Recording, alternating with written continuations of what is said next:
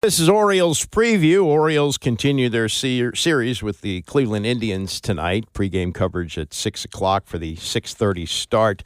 This has been a rough start for the Orioles. They lost again last night to the Guardians by a score of 6-3. Hard to get used to saying Guardians, but that's what they are, the Cleveland Guardians. And what's really troubling for them is not just the injuries that they've had to starting pitching, which we'll get to. Mike Elias, the general manager, commenting on that before last night's game. But their big free agent pickup, starting rotation, 41-year-old Charlie Morton, who, may get himself right, but has not been right so far. He's 41 years old. His ERA is close to 9, 8.84, and he's 0-4 after losing last night. And the hitting just hasn't added up. There's things have to come together. 16 games don't define a season, but when you're in division with teams like the Yankees and the Blue Jays and the Red Sox and even Tampa Bay, who they battled it out with last few years, makes it tough. So we'll get to that and more with Melanie Newman, who's one of the terrific voices for the Orioles and is somewhat of a trailblazer, which we will get to. I've admired her work for a long time, both with the Orioles and the MLB Network and ESPN. Nice to talk to you, Melanie. Thank you, Andy. Nice to talk to you as well. I really appreciate that. So I go back almost 40 years with Susan Waldman. We were together at the start of WFAN in 1987, and she's a trailblazer, as you know, but she has done it in a non-traditional way, did not work in the minor leagues, and never on a regular basis has done play-by-play. She's always been the analyst either for John Sterling or whoever. It happens. Dave Sims is now the play-by-play announcer. You did it the old-fashioned way. You came up through the minor leagues. What was that trail like? What was it like to break in like that? Yeah, well, I mean, we just have to kick off with just how much Susan means to me, not just as somebody I look up to professionally, but just a wonderful friend. And so I love getting to hear you share very similar sentiments because she's smart. Mm-hmm. And she really has shown me that we can't afford as women in this space to not know our stuff. On any given day. It doesn't matter the company we keep, and that kind of always sits in the back of my head. But I had a little bit of unconventionality with my path as well, in that I didn't know that this is what I was going to do for a really long time. I think some of that is the fact that we don't really have a lot of people. There is an importance to seeing someone that you identify with in a space that opens up that space to the possibility that you could also be there. So, I knew that I loved sports. I knew that I was really liking the journalism aspect and just listened to the right people who convinced me to go from print into broadcast. And then the same thing, people said, we have a position you can call for our Division I volleyball program and trusting their judgment and that they wanted me to try it out and going from there. And so you get out of college and how do you pursue live sports broadcasting? There's not really a blueprint for it. And I didn't feel like a news station was my route. I got an offer 14 months after I graduated thinking, this has been the biggest mistake of my life. And I worked for an independent ball team for a little bit of time, quit in the middle of the season. It was not a happy fit for me. I lost myself trying to keep up with just a really toxic situation and had a friend who worked in Mobile, Alabama and said, come on, you can finish the season here. I slept on a couch for the final 2.5 months, but I was happy. I found a place. Andy Green was our manager. We had a lot of up and coming, really good talent. And that was really all I needed to keep sticking to it after that. I spent 2.5 years there, Texas for a while, Virginia after that. I've checked off all 3 of the AA leagues. I loved the minors because you have nothing else. It's very intimate for the fans to experience the game and the players who are coming up. It's very raw in that a lot of these people that you're working around and talking about on air for a nightly basis probably aren't going to make it. And that kind of drives it even more. Your audience is obviously much smaller, but it matters that much more that while they have this little bitty window, you share part of their story outside of what's going on the field. And I will never look back at my minor league time without just overwhelming fondness. Yeah, well, we know that the minor league baseball doesn't pay very well, and as you say, sleeping on the couch, and it's a tough way to go. But there is this perception that baseball is not only broadcast by men, but it's broadcast by men with deep baritone voices. You're trying to break in as a young woman. I mean, did you face resistance on that? There's always going to be resistance to something that's different. Let's call that what it is. Yeah. And I think the lucky thing about it is that I've always had a good crew around me. For the most part, that has kept me insulated. And when they couldn't, they just continue to remind me of my personal reasons why I'm here. Because at the end of the day, we're all exercising free will to keep doing whatever we're doing, whether that's a job, a hobby, or anything else. No one is making you stay in a space. And I think you've really got to cling to yourself a little bit at times. But yeah, I had in Mobile, finding out after the fact that my broadcast partner, Justin Baker, really shielded me from our own office that did not want me on air. Mm-hmm. And he would press for reasons and they couldn't give one. And at the end of the day, I was a female and I had some other treatment outside of that was less than favorable. And the same thing in Texas, we're experiencing people who didn't approve of a female being on a bus for 10 hours at a time with 30, 40 other men. We're all professionals and we're there to do our job. Maybe it's different. I was born and raised in the South, so I am aware that, it's people hold some older standards in their head of stuff like that. But I also just think that it is the presence of a woman in a space that has not been occupied. And we're talking centuries of history. And so at the end of the day, you just take it with a grain of salt. I mean, I've had interactions as recently as the last month that weren't kind, and you kind of start to mature and divide in the back of your head. Okay, well, this is ignorance, lack of understanding. And at the end of the day, they also don't pay my bills. There you go. We're talking to Melanie Newman, one of the broadcasters. If you don't know, she was the first woman to do Major League Baseball radio play-by-play with the Orioles, and also teamed up with Jessica Mendoza to call a game between the Dodgers and the Padres for ESPN. First time an all-female broadcast has ever taken place, and we're moving in the right direction. But as I say, when I remember Susan Waldman, the resistance she faced in the clubhouse for the Yankees in the '80s, and now we've gotten to this point, which is terrific. I mean, where do you look to go? I mean, I'm sure you're happy with what you're doing now, but I mean, is there, do you think, a time when you will be doing either national or a local team on TV on a regular basis? Yeah, so I mean, here's the thing with it is I have a really, really good situation between the Orioles understanding and Major League Baseball Network. The two have worked really well with each other. It's really nice for me to be able to step away at times from the team and go jump in on that national level. I love being on MLB Tonight. The analysts are amazing. Our research staff is just out of this world.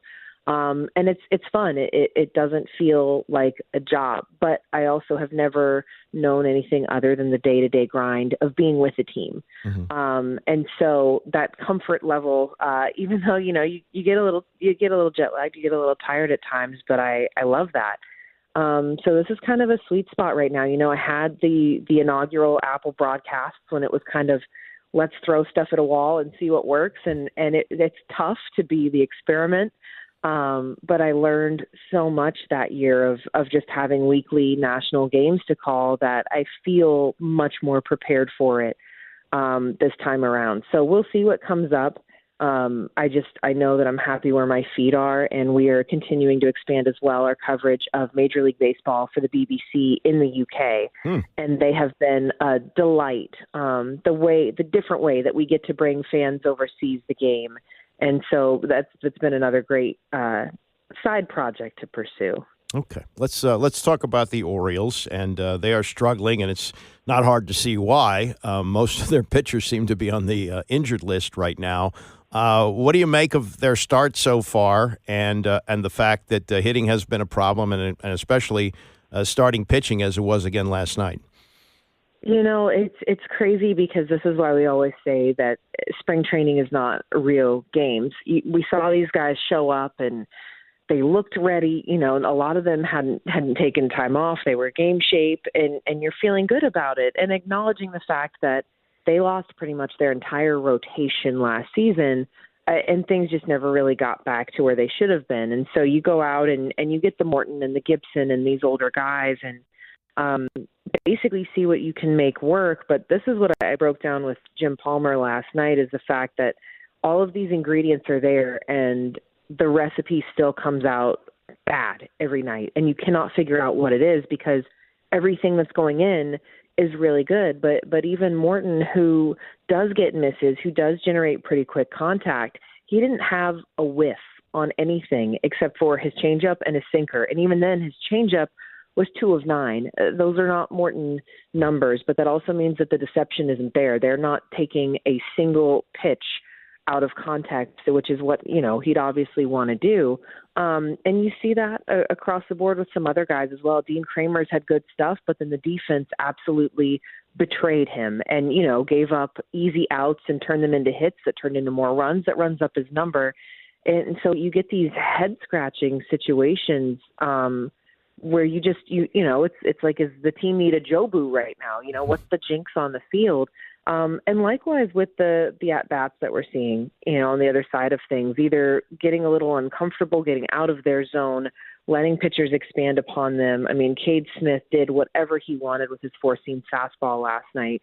And you have some guys that generally read fastballs pretty well. So it's really perplexing across the board to see this right now.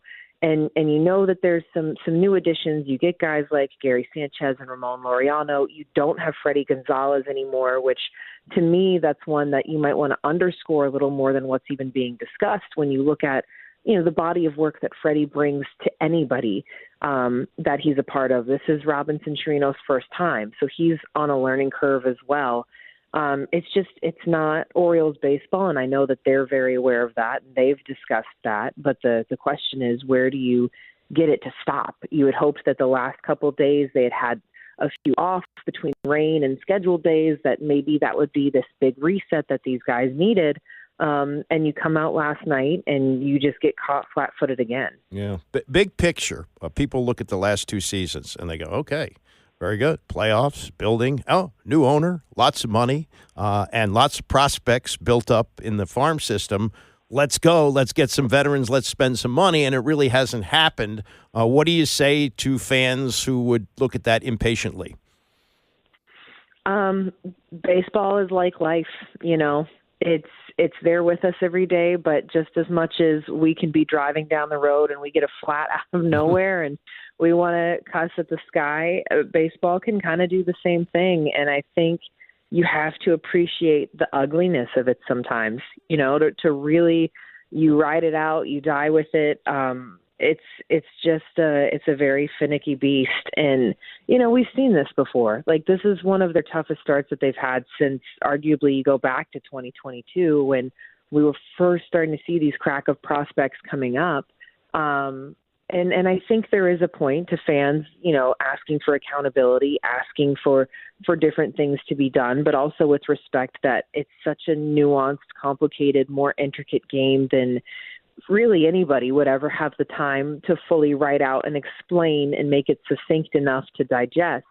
So you just, it's the old phrase of hang with them, or as Joe Madden used to say, embrace the suck. And you just wait to see that, this stuff does get rolling at some point. It wouldn't be the first time that the league has seen a team get off to a start like this and end up with a decent situation in the postseason. And that's honestly what I highlight, is when a lot of other teams are going to have pitchers who are at limits, who are banged up, you're hopefully going to have some fresher arms, especially on that starting rotation, because guys will just be getting reactivated. And we're looking at, the Kyle Bradishes of the Orioles for that situation. Very good. Yeah, that's what we'll get to next. Mike Elias addressed that last night, and we'll talk about that next. But thank you very much for the time, and keep up the good work. Thank you. No, I really appreciate getting to hang out with you this morning. Good to talk to you. That's Melanie Newman, who is a trailblazer in that she was the first woman to do play-by-play in a major league game for the Orioles and continues to work for the MLB Network and also the Orioles radio and TV. Coming up, what Mike Elias said about the injuries next. It's the Andy Pollin Show, ESPN 630. The Andy Pollin Show on ESPN 630, the sports capital. This is Orioles preview. Birds continuing their homestand tonight against the Cleveland Guardians. 6:30 start. Pregame here on ESPN 630. Starts at 6 o'clock before last night's 6-3 loss where Charlie Morton lost again. He's 0-4 with an ERA close to 9. Mike Elias not painting a really pretty picture about the other pitchers who are not pitching right now, like Zach Eflin, who's on the injured list with a shoulder problem. He continues to feel really good after coming out and hitting the IL with the very mild, what we hope is very mild lat strain that he incurred. He's going to start playing catch in a few days. We'll have to see how that goes and kind of take it from there. But, so far, encouraging with the way that he's felt since being injured. And I am hopeful at this point that his stay on the IL will be measured more in weeks than months. But, again, kind of to see how he responds to starting to play catch. That's Eflin, who was their ace, now out. Then you have Grayson Rodriguez, who was good last year, has yet to start the season because of an elbow injury. He's thrown 2 bullpens now. His most recent one had off-speed pitches with spins, as we say, and he's got another bullpen the day after tomorrow. So far, he is tolerating everything well physically, so that's good news, but we still have a lot ahead of us in terms of bullpens, build-up, live BP, ultimately rehab assignment, and I'm not ready to assign a timetable to his recovery yet. I know that he's doing everything he can to strengthen up and get back to help the team as soon as possible, but we're not at the point yet of kind of ballparking when that's going to be, but he continues to feel pretty good. So, Eflin's still out. Rodriguez still out. And, oh, yeah, Kyle Bradish, remember him? Tommy John surgery last year? Through bullpen the other day, looked great, feels great. Knock on wood, this is kind of flying along in terms of what you'd hope for from a Tommy John surgery. He's still not a guy that, with everything we'd want to do to get him back into game shape and build him up and return to skill, that we'd be thinking about any sooner than kind of the later half of the summer, but he's very much on track.